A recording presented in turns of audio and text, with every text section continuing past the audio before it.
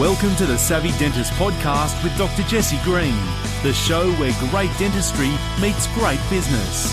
Listen in each week as we bring you an inspiring person who will share their story, ideas and business techniques to help you create a practice and a life you love. And now introducing your host, Dr. Jesse Green.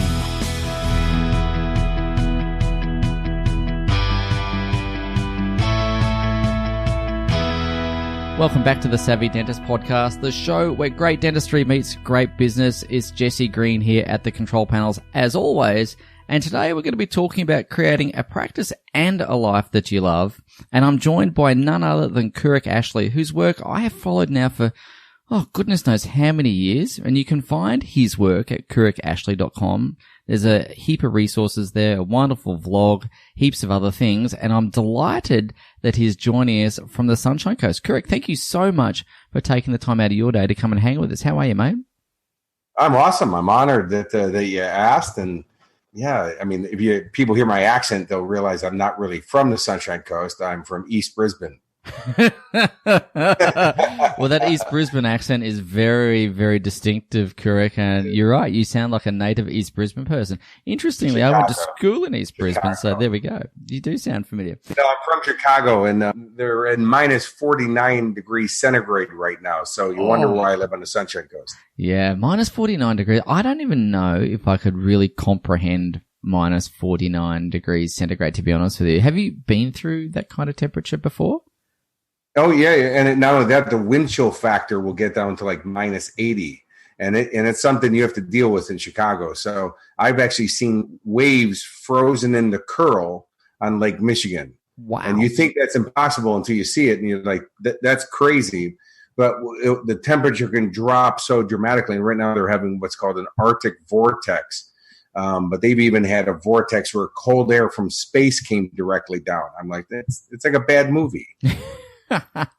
It certainly does sound like it. And I'm just curious to ask you, Kurek, because given that you've mentioned that you come from Chicago and you found yourself at the Sunshine Coast, my experience is that life is never linear. And I'm assuming that your path hasn't been entirely linear either. So I'm curious to understand, how did you find your way into the work that you do, which is helping business owners and entrepreneurs create an abundant life? How do you get into that? Well, it's a great question because it took me a lot of years to kind of figure it out myself. And what I mean by that is I kind of always did it in high school, not about people business, but really about people achieving goals and making your life better, and that there's got to be a plan. But at 12 years old, I became a professional actor, got on stage at Second City in Chicago. Then by 18 years old, moved to LA and started doing movies and worked on 38 movies and TV shows and worked on over 500 shows behind the camera. Then I was involved in a helicopter crash on a Chuck Norris film where 5 of my friends died. My best friend was 29 when he died in my arms. So went down a dark path, depression and drugs and suicide and the rest of those things, but had always kind of been into the personal development, which I think saved me in its own weird ways. It kind of reignited my flame and turned me on. And then one day I was doing a seminar in the speaking engagement. I was still an actor, but I was doing one in Georgia, and I was supposed to hear about a movie that I was up for by Tuesday, but I left on Thursday and then checked my answering machine in those days on Sunday, only to find out that I got the job and they wanted me on the set on Friday, but I had already left on Thursday and didn't check my answering machine till. And so anyways, the first phone call was, congratulations, you got a job. And then like the 40th phone call from my agent was, you scumbag, you'll never work again. And, now I didn't even accept the job. Just because you get cast doesn't mean you have to take it. Yeah. But at that moment, the stress levels I felt and those things, and I thought about which one would I rather do, the speaking engagement and help all these kids in this community in Georgia, or this stupid movie, that's not going to change my life. It's just a paycheck. And I thought what I did. And so I thought, why would you ever want to become an actor? And then that's when it came to me, is that I thought if I got famous, people would want to hear me speak and teach what I have to teach. But unfortunately, I played bad guy, so nobody really wanted to hear me speak. So anyways, that's when I just decided to let go of the movie industry and just go straight towards what I wanted to do. And my career went through the roof because I wasn't distracted anymore. Yeah, that's an interesting comment around distractions. And I want to come back to the backstory in a minute because there's a rich tapestry of life there to tune into. But just on the topic of distractions, in the work that you do, in the business realm and others, is distraction a key thing that you see coming up regularly? Are people generally distracted? Is there a difficulty to focus? Or is that something that you see in others as well? Well, I mean, it's so prevalent.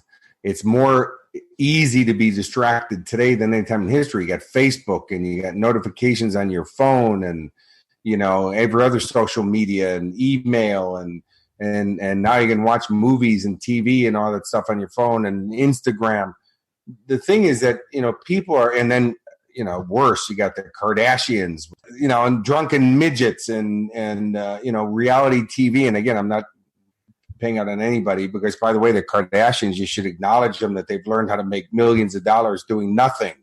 Oh, excellent marketers. God bless excellent. them, But my point being is that people are using all of that as distraction from paying attention to their lives and the road that it's on, and that most people's lives are on a road that there's a bridge out and they're going to crash and burn, but they're trying anything not to pay attention to that. But the thing is that, instead of paying attention that your life's going to crash and burn, is why don't you use the steering wheel and change the direction of it? And that's why, yes, we have to learn how to hold our focus longer. So I'm the world record holder for fire walking. I did 81 meters of 600-degree coals in my bare feet. Now, I take tens of thousands of people fire walking off of 3, 4, 5 meters of fire, And people ask me, what's the difference? And I go, the only difference is I had to learn how to hold my focus longer. Because it's, even on 3 meters, somebody can get a little hot spot on their foot, and you'll see it happens usually in the last step of the firewalk because people lose their focus. So it's about training ourselves to hold on to our focus longer, because then what you'll achieve is crazy. That's why I don't have notifications on my phone, and I don't want Facebook telling me that people are liking me and looking at my. It's not important to me. I don't really care what people thinking about me, actually.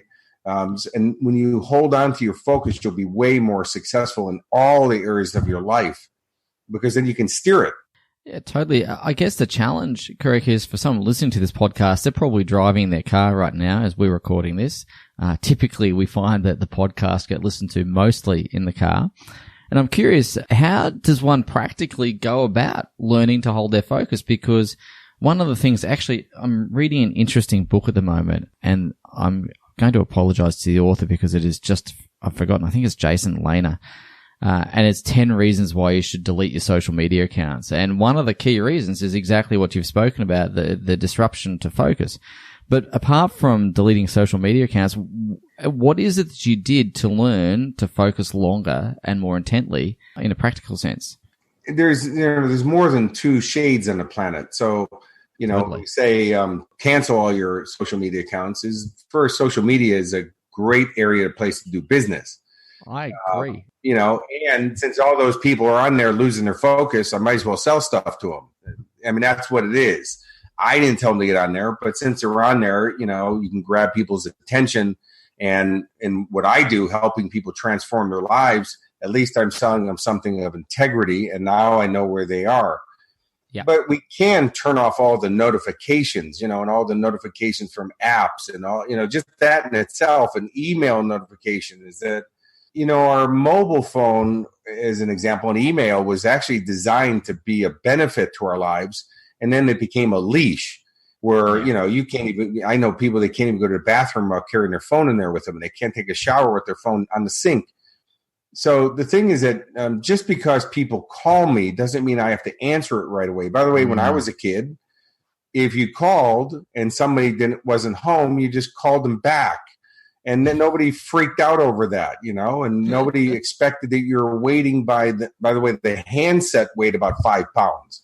And you had to walk to the public phone booth to put your coin in to do it as well. And you had to have change and all that stuff, right? So, yeah. And then, the mobile phone now is people, it's funny. My phone will ring and people go, your phone's ringing. I go, I know. And they go, you can answer it? No. Just because people call doesn't mean, that's why I have message bank. So is to start to dictate a time in your life. And by the way, it's a great thing to schedule it in, is that, hey, at this time I return phone calls and this time I return emails. So you start putting it on your terms. And then the rest of the time is I enjoy, like I have 3 young kids. I have a beautiful, stunning wife. I'm guessing she's going to be beautiful and stunning at 80 years old, but I want to enjoy her now. Yeah. Because being in a helicopter crash, I'm not sure if I get tomorrow. And by the way, when she's 80, I'll be like 207. So I might as well enjoy her now. So my point being is I enjoy life now and I'm very successful. And so the point being is that in that time when I'm working, I work on being very efficient and very effective, which means you got to stay focused. So if I'm working on marketing for my business, that's what I'm working on. I'm not working on handling this and phone calls and complaints or customer service or whatever you think it is.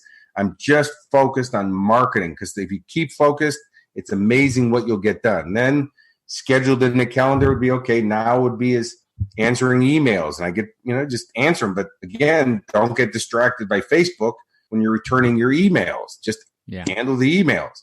And when you do it on your terms, you'll be amazed with how much you get done and how less you're given the control over to everybody else, which, by the way, people, liking my photo on Facebook, whatever, it's nice. Thank you. But it doesn't really have an impact on my life. And if it's not helping my life grow in some way, I actually don't care. Yeah, totally. I really concur with that as well. And thinking about my own life, actually just probably a couple of months ago, I noticed in my own life, Kurek, that I was becoming more distracted and I was becoming more, I suppose, at the whim of the telephone. And interestingly enough, I did exactly what you did, and I've turned off all the notifications, and it has been remarkable the amount of attention I've been able to give back to myself without those little beeps and bongs and bings kind of going off every 5 seconds. And it's fantastic. I do want to come back to the introduction that we spoke about, Kurek, and that was when you mentioned the helicopter accident. And I've got a friend of mine who has been through a similar experience, and I know that in his particular situation that it was a pivotal point in his life, and it sounds like it has been for you as well. Coming back to that journey when you said, the agent was ringing you 40 times and essentially called you a scumbag and never would work again. What were the key things that you reflected on after that accident? Clearly there was grief. Clearly there was trauma. Clearly there was obviously a path that you went down. But how did you manage to maintain that awareness of personal growth, self-development while you're going through this grieving process and probably going to a few dark places? And equally, how did you then get yourself out of that space? Because that's a really interesting story. Sure. Jesse, the thing is, now is the time to work on your personal development, and yes, it does, it does give you a better quality of life, and it gives you more wonderful things that happen in your life, and you achieve more goals. But the other reason for doing personal development is that, life can kick you hard. Yeah.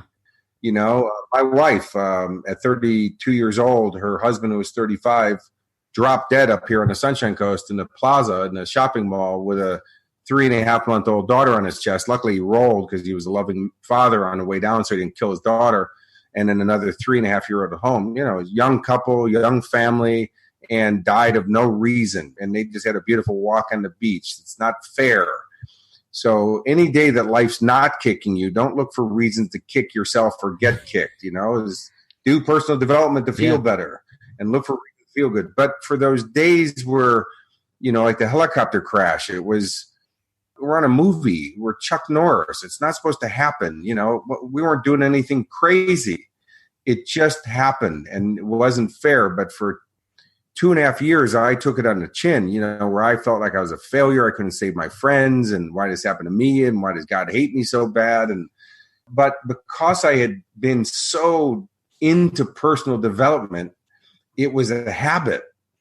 And so the weird thing is I still read affirmations every day, and I still did my goals. And so that little spark, and when you talk about dark, it was so dark, it didn't seem like there was any light, but there was a little spark that kept me going, and luckily kept me from pulling the trigger on the gun I had in my mouth every night. And then one day woke up and just that spark asked a new question, which was, what's great about this? And I know it's a weird question, when you're dark and your first response, your ego wants to say nothing. But man, if you're expecting an answer, and I said, okay, what's great about the helicopter crash? And first thing is at least I had 5 friends to lose. Some people have nobody, and they were great guys. And well, at least my best friend died in my arms, not in a stranger's arms. At least care given to those people to keep them alive, I can guarantee it was given to them. And every, beyond the call of duty, because not only was I one of those people, but I saw other people as well. Chuck Norris gave blood twice in one night, which is, you're not supposed to do that. And Aaron Norris, Chuck's brother, who's directing the film, gave blood 3 times in one night, which, by the way, you can die from. But that's the level that we were all contributing to keep these guys alive and save them. It is what it is. And because of that, and then, by the way, you keep asking what's great about this, is that I lived. Yeah. Well, you might want to do something with that. Exactly. By the way, I also saved 2 people's lives that day. But you get caught up in your drama, you forget about the good stuff. Yeah. So the question redirects your focus. And that's what we started talking about today, is the power of your focus. And because, a new question changes what you're focusing on. And so all of a sudden I realized, that I'm alive, that I obviously have some purpose I'm supposed to live out. And you might want to start living it, because the Creator has a sense of humor. One night the gun might go off, and instead of dying, I'm going to shoot my spinal cord out, be in a wheelchair, and be the first person to live to 350. So I can really see, what an idiot I am. And by the way, if my friends could come back to life for a minute, they would all say, dude, live, don't waste it. Yeah. I'm telling you, I'm dead. Don't waste it. And so instead of dishonoring my friends, I decided to honor them. And it's the most transformational moment of my life. But the funny part is that you always get what you ask for, and it just rarely comes in a package you thought it was supposed to show up in. Yeah, that's actually really, really interesting. You rarely find that the gifts you ask for come as you expect. I'm curious to understand, Kurek, the helicopter accident was the biggest decision that you made as a result of that, because it is a choice point, right? You can zig, you can zag, and there's some other things in between, but was the biggest decision that you made to just get on and live your life? Was that the big decision, or was there another big decision in there as well? Well, the real big decision was I unscrewed a broom pole out of a broom, went in my backyard in California, in LA, held it over my head like a samurai warrior, and I said, once I step over this line, I'm done. I'm done. Not I'm trying, not I quit, I'm done. And so I literally cut a line in the sand, stepped over it. I gave up cocaine, I gave up cigarettes, I gave up all alcohol abuse. I gave all my guns away, not to just people wandering down the street. I gave them away to gun collector friends of mine. And, because you have to, no matter where you are, by the way, you don't have to be that dark in your life. No, of course. You just have to get to the place where you go, I'm done. I'm done. Otherwise, it's like being buried neck deep in dog poo, and you've been in it so long, you've convinced yourself it doesn't stink. You got to go, look, my life's on the line. My youth is on the line. My dreams are on the line. What am I teaching my kids and everybody else I have around me if I don't go for what, the best quality of life I can possibly get? So again, your life doesn't have to be in the toilet to make it better. You just have to say, you know what, I'm done with whatever that is. So over the last couple of years, I've given up alcohol completely, not because there was a problem with it. I just go, you know what? In order to have something new in your life, you got to make room for it. You have to give something up. Yep. And I just got my black belt in Aikido, a martial art that I've been studying for 10 years. And, I'm way more focused at Aikido and way more consistent with it, because I don't go, man, I had a busy day at work. Let's have a glass of wine on the deck. Yeah. And, made room for it. So you got to say, I'm done. And my wife asked me when originally I made that decision, for how long? And I said, no, I just don't drink. And she's like, man, you didn't even tell me about this. Like a couple of weeks you haven't been drinking. I'm like, yeah, it's not a big deal. I'm just done. So it's at any level, the wealth you're creating, if you're in an abusive relationship, you really just got to go, you know what? Love doesn't tolerate. I'm done. Yeah.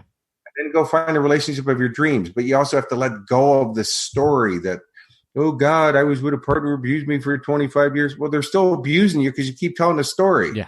Just let it go. It's an edited interpretation of the past. It's not even the truth. It's your version of the truth. But also, as you allowed yourself to be in that relationship, you dated that person, whatever, let it go. And then just go, man, you know what? I'm done with my past. I'm now moving towards my future. Do you think at any point people stay in those relationships or keep pursuing unhealthy habits, whether it's drugs, alcohol, sex, addiction, all those things? Do you think people pursue or keep doing some of those things because in some way it serves them? And so therefore to say, I'm done, that probably, for you, it sounds like it was a very click of the fingers, line in the sand, I'm stepping over, done. But for some people, is it as easy as that for everyone? Is that really what it is? It is just that the power of that very profound decision, just done? Is that it? Well, Jesse, for 2.5 years, this went on, drug. I mean, I was pumping 5 grams of cocaine up my nose every night, which, by the way, if you ever watched the movie Blow with Johnny Depp, that's like the way over the line of what your body should even be able to take. So, I mean, I was really out of control. I mean, and depression at a level that I can't even describe. It was so dark. And cigarettes, I tried quitting every day, and I crushed them, and then I'd go in a garbage can and tape cigarettes together. It's like ridiculous. But it's our belief that become our behaviors. Our behaviors are shown through actions, and our actions produce the result. And so I asked myself, I said, Kurek, what was the difference between, because by the way, I hated cigarettes. I hated my parents smoking. I was always on them about it. And then here I'm that guy, who's doing it. And so I thought, well, what was the difference between when I smoked and when I didn't smoke in my life? And I thought, well, back then I was a non-smoker. See, when you say you quit, well, then you're a quitter, but you still want to smoke. Yeah. And quitters can quit quitting and go back to smoking. Yeah. But if you say I'm a non-smoker, well, non-smokers don't smoke. So you can say, but we've been drinking. I don't care. I don't smoke. But I got the British ones. They come in a tin. They're like $10 a cigarette. I don't care. I don't smoke. So as you see, it's a shift in identity. Yeah. When you shift your identity, you change your destiny. And so that's, people are caught in, my parents are this way, so I'm that way. So you see, when you hear the words I am, that's declaring your identity. You have to shift that and stop saying I'm a manic depressant. I'm a, rape victim. Start using the I ams proactively towards who you want to become, because all of us achievers in life, we're visionaries. We talk about who we are. So I'll give you a funny story. Last year, because it just happened this Sunday, the Super Bowl was played in the States. Yep. Last year, I was at Sylvester Stallone's house watching it, and I've known Sly since I was 18 years old. And he saw that I was going to be on stage with Arnold Schwarzenegger, so he said, hey, come have lunch with us, and he called Arnold to have lunch with me in L.A. It was just amazing, me sitting there with Sly and Arnold, and I'm pinching myself going, dude, how do you get this life? But, in the early days... That's my question too, just saying.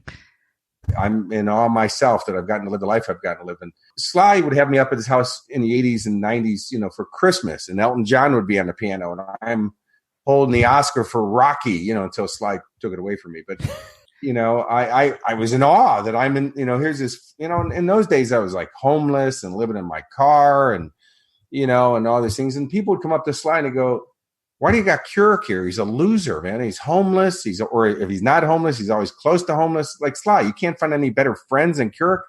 And I'd say, I'm right here. I can hear you. And they go, I don't care. You're a loser.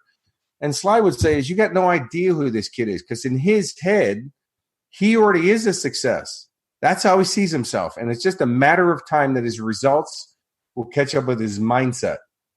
And all of us who's ever achieved anything, that's where we started. It was in our head. We are that person. And we say that even though the world around us doesn't represent it, the world in our head does. Yeah, totally. And so when I had lunch with Sly, in LA last year, and I thanked him and for everything he's done for me. And he said, Kurek, if it wasn't me, you would have found somebody, because in your head, that's who you were. And because we could see that, that's why I was willing to hang out with you and have you around and stuff, because you weren't a detriment. You were an asset. You were just like one of us. And look at your results. Just like I told you back in the day, they caught up with your mindset. Isn't that fantastic? And I guess for those people listening, there's so many threads of gold that I'd just really like to just tap into. The first one, of course, is go back and rewind just a few minutes and re-listen to that, because, again, I really want you to take the message out of this. The first thing is it's about shifting identity, using the I ams really proactively. And, of course, your outside world is a manifestation of your inside world. And so it's got to start internally before it happens externally. And I guess the corollary or the extension of that is to then seek external gratification, thinking it's going to bring you internal pleasure, is candidly the other way around. I'm trying not to use the word, but I'm going to use it. It's arse about, to use the great Australian saying. And so really the internal world happens first, then the external world. And the third thing I really appreciated in that anecdote there, Kurek, is having someone see that in you as well, because sometimes, we can see it in ourselves, but if other people don't see it, you can take a bit of a hit in confidence. It's good to have someone in your corner, not to use a Rocky pun too overtly, but it is good to have someone in your corner who believes in you and who can see the same things in you that you see in yourself, and finding that network, finding that peer group to hang out with that supports you and encourages you. How important was that in your development, Kurek, to have that kind of support? Well, I think it's, if you ever watch, there's a video on YouTube of Arnold Schwarzenegger doing a commencement speech at a university. He says, people think I was a self-made man. There's nothing farther from the truth. Every step of the way I've had help. So we have to search for a network. But see, sometimes you're going to have to leave other people alone. Now, it doesn't mean you have to dump them and you have to be cruel about it. It's just that, you got to surround yourself with people that move you forward. And first, in the early days, because people say to me, well, I don't have a network like you. Oh, wait a minute. I wasn't born with it either. I developed it. But in the early days, I did it through books and through studying those people. And if you read Napoleon Hill's book, Think and Grow Rich, written in 1937, he talks about, creating your mastermind group. And some of his were already dead. But he still held counsel with them, where he'd say, Abraham Lincoln, what would you think about this? And he'd ask him questions. Well, because his brain knew how Abraham Lincoln acted in life and how his values were and how he participated, it fields it through those filters and it answers it that way. And so, I've had people, coaching clients as an example, they've asked me a question and they say, hey, Kurek, I've already taken the action. What I did was I asked myself, what would Kurek say here? And then I just called you up to see how close it would be to what you said to what I thought you would say. And I go, how close was it? And they go, verbatim, word for word, man, because they know how I operate. And so once you start doing that, you start reading, and that's why I love reading biographies and autobiographies, because you start to see these people, that they're real, that they had problems, how they managed them, what their strategies were, what they said to themselves. And then they become your mastermind group. But then also get in groups with people that you want to be in and talk to those people. But instead of talking to them as a raving fan, talk to them as a peer. Yeah, that's And by key. the way, that's the other reason that I've had friends, John Travolta and Sylvester Stallone and different people that I've been able to have friendships with. It's because I hold myself to the standard. I'm a peer. I'm not here to kiss your butt. I do respect who they are and what they've accomplished, but man, Sly, in the early days, you come up and punch me in the arm, I'd punch him back. You ain't just come up and crack on me, and I'm just, oh God, do anything you want, and it ain't gonna happen. No. But because of that, he respected me back. Now I'm not trying to knock him out and overpower him. It's just guys. We're just, one time we were in the Brisbane airport in the private sector, and he punched me and I punched him back. Pretty soon, here's two guys wrestling on the tarmac, and people are looking out the window at Sylvester Stallone in the fight. And it's just us guys. We're friends, Yeah. But I always look for gifts in everybody, because everybody has a gift. And so instead of thinking I'm superior to everybody else, what's the gift they're here to give me? And maybe it's to open up my mind or hear what they're successful in. And so take the parts out of people that are useful to you and leave the rest alone. So as an example is, I've spent 5 years on the road with Anthony Robbins, and Tony backstage and Tony on stage aren't the same guy. And I'm not, again, being judgmental or paying out on him. He's an amazing man. But there's things that you're going to see. And by the way, I'm not Jesus Christ either. So I'm not trying to shine my coin higher than his. there's things that you can see that you don't like about a person. And then what happens is that people say, I don't want to learn from this person because I don't like the way they do that, whatever that is. Or, Kerry Packer was a bad guy and he was fat and unhealthy. Okay, but you might want to learn how he made so much money, right? Totally. Leave the rest behind, but learn his wealth creation strategies. And so it's never about the teaching, the teacher. It's about the teaching. Get out of it what is beneficial for you. If somebody's encouraging you, awesome. If somebody's not, don't hang out with them. But just because people are encouraging, don't just ride on that. Still take action to make your life better. Because to me, it doesn't really matter if somebody's saying great things about you or saying garbage about you. It basically means about the same unless they're helping you move forward. And that's the key. It's always about, people confuse activity with movement. I don't care about the activity. I just want to move forward. Yeah, a couple of rich threads of conversation in there as well, Kurek. And just picking up on a couple of those, a few things I really appreciate in that as well is going into a mastermind group. And when you meet people, as you did with Sylvester Stallone or Sly, being able to treat someone as a peer, I think is really, really important. I go to lots of mastermind groups and I see, there's some very prominent people in those mastermind groups, and there's a lot of people fawning over them and almost, kissing their shoes, and it becomes a very different dynamic, and it's hard to learn in that environment because I think you don't get the best of that person anyway. And so I think, for those people going to the mastermind groups, just as one of the threads to pick up on, really hold your own. And as you say, in your case, if someone punches you, give them a little punch back. It's great. And because people do respect you for it. The other thing I really wanted to really hone in on was the forward movement and the momentum there, because again, critical in the sense that we can spend so much time being busy but not productive. And coming back to the power of focus, which we've spoken about a couple of times in our conversation, again, my experience is that we get busy doing stuff that doesn't move the needle. And it's easy to get caught up in that noise. Kurek, a couple of things I wanted to just really hone in on as well. I know that you've got a lot of resources on your website, but one of the particular vlogs really fascinated me quite a lot because I think it's an important one, and that was the concept or the subject of fear. Because the old false evidence appearing real thing, we all hear it, we all understand it, but it does appear pretty real, and it produces a visceral response for some people in certain circumstances. And fear is obviously there to keep us safe. How do we, in your experience, how do we use that fear? How do we acknowledge the fear and move past it and still remain safe in the process? Rather than throwing our hands up in the air and going, "Hey, let's be all gung ho and charge in recklessly." How do we use that fear but still get past it? Well, everything in the universe, has a positive intention attached to it. It's trying to get us to evolve. So, all those discomforting feelings that we have, fear and anxiety and whatever that is, are really nothing more than calls to action. They're trying to get you to do something different or pay attention. So years ago, I used to be a skydiver, and I jumped out of a plane over 100 times. And, I definitely had fear. I mean, I even jumped out of John Travolta's DC-3 at midnight over the Mojave Desert on New Year's Eve, when you can't even see the ground. It's pit. There's no lights with 25 other jumpers. And, it's definitely terrifying. Was he one of them?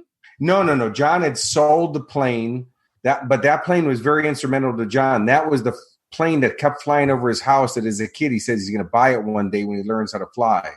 And he bought that plane. That plane was sold to a Swedish family who then it was used as the plane for the flying Elvises for the movie Honeymoon in Vegas with Sarah Jessica Parker and Nicolas Cage. And I still had the emblem on it, but that's John's plane, and there's a plaque in it. And when I talked to John, it certainly is his plane. Yeah. But it was he had it for years and years and loved that plane. But, I had fear, but what did fear do for me? Well, it didn't stop me from skydiving. What it did was it made me a safe skydiver. I paid attention in ground school. I listened to other guys about, malfunctions they had or equipment or whatever. I mean, it got me to play the game at a different level, but it didn't stop me. And so in life, what I say is don't get rid of your fear. Just learn how to use it differently. So most people don't fear failure. They fear success. Because if they feared failure more, it would drive them away from the fear to become successful. So I'm afraid of my life piddling away and it meant nothing. And when I mean success, I mean in all areas of your life, not just making money, but also I've been poor. I've lived in my car. I watched my dad work hard his whole life, thinking that life would take care of him, by working hard. But he found out that as you sow, so shall you reap. And all it created was a hard life. And at the end, when he paid his mortgage off and thought retirement would be easy now, he didn't understand the government can still raise taxes and rates and utilities where they were going to take his house from him because he couldn't make any more income now that he's retired. But the bills were getting higher. Yeah. So poverty to me sucks. I mean, the root of all evil is not money. Poverty is the root of all evil because it drives people insane to do crazy stuff and to spread pain. So the thing is that fear of being part of the problem instead of being part of the solution and not making the best out of myself and not evolving and not living myself to fullest, that fear drives me to live at a higher level, to love at a higher level. Man, having death slapped in your face like I've had it in my wife, we just live. We want to be happy. We want to be loving. We want to spend time with the kids, and we want to grow our business and make an impact on the planet. So it's a holistic expansion. With that fear of that look she saw in her husband's face as he looked at her and he's dying before he even hits the ground, on a beautiful sunny day when there was no warning, there was no, oh God, this is one of those special days. Happy, done, that fast. That fear gets us to live. So we got to use our fear differently and change the position of it, but also ask us, what's it telling us to go do? What's the call to action here? And so like if you're feeling guilt, well, that's probably saying that you're not living within the context of your own values. Get back in harmony, right? And then as soon as you do that, that warning light on your dashboard goes out, that feeling. Anxiety is probably telling you, man, you're just overloading and overwhelming yourself. Learn how to meditate, do some peace, take some deep breaths, slow down a little bit. It's trying to tell us through discomfort.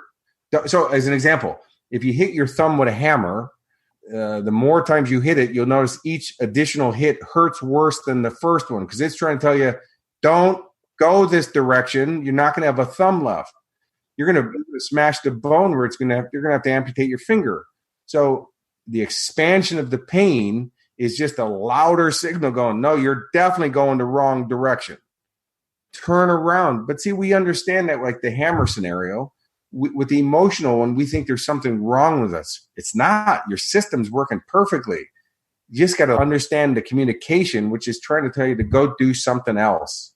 Or not, by the way, fear doesn't mean don't go for your goal. It means maybe pay attention or get some education or get some help, whatever that is. But it's trying to wake you up to get yourself to evolve. Yeah, totally. Kurek, you've been incredibly generous with your time today, and I'm very, very grateful. I do have just 2 or 3 little questions I'd love to ask you because you've lived a rich and full life. Yeah, I have. And obviously you've had a background in TV and movies. You've met some wonderful and fascinating people, and you continue to meet wonderful and fascinating people in the work that you do now in terms of, personal growth and development, business advisory, and so on.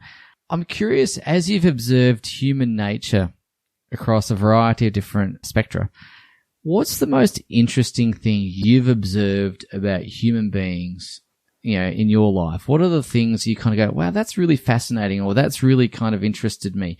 What is it that you've observed?